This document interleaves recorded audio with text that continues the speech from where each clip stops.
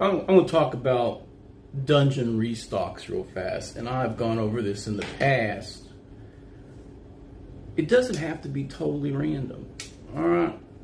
Perfect example. We have abandoned towers in Highfell. Not abandoned, cleared, or partially cleared. We have a tower that had a bunch of sealed magical rooms and a level that generated air elementals, and they've never been back. I rolled random encounters back to back with harpies, and the harpies, I had to tie them into something because they kept getting rolled up, and I had rolled a cultist group. So the cultist group is employing the harpies as scouts. They got 3, so I worked that in. I used the harpies to leak information to the party when they got a good listen check or whatever when they were nearby, and then I went to restock a dungeon. Where are these cultists getting all these harpies? These newly aligned harpies that they're using to scout this group from this particular one guy from this faction is in charge of dealing with them or something. I haven't totally given a whole lot of thought.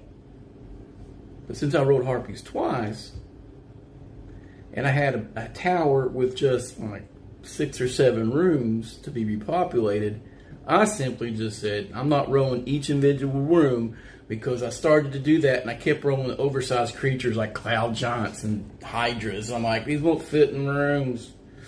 I guess I'll use the dungeon level in the back of the Dragon Slayer for appropriate level. And I looked at it, I was like, it doesn't match the theme of the dungeon.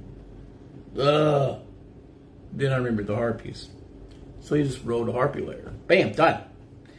You just go down the list and assign your harpies. And since I'm doing a random restock, I'm doing random individual treasure and random layer treasure. Oh my gosh.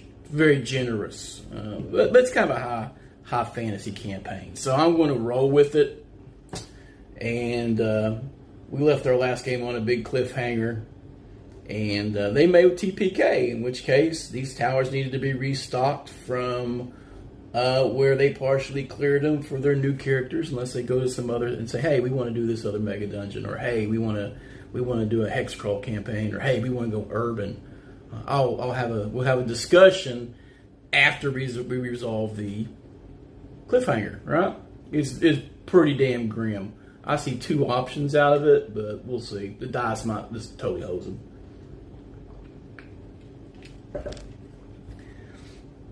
But yeah, if you keep rolling random wandering monsters in an area that your party's going back, just add a layer.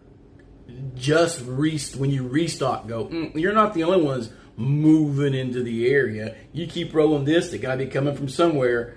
Go to the layer statistics and, under the monster description and start rolling. Or just assign it, however you want to do. If you want to give your party some items after that is going to be steering them in the right direction, maybe treasure maps or notes or whatever, then add it. I've been adding notes a lot lately, just to steer the party in directions that might be useful, or to reveal, give them hints of what's going on in the bigger picture. And people don't have cell phones in the video games, dude. So I mean, your tabletop games, so they will be communicating through missives or direct communication. If they have to do direct communication, then they have to meet someplace fairly regular.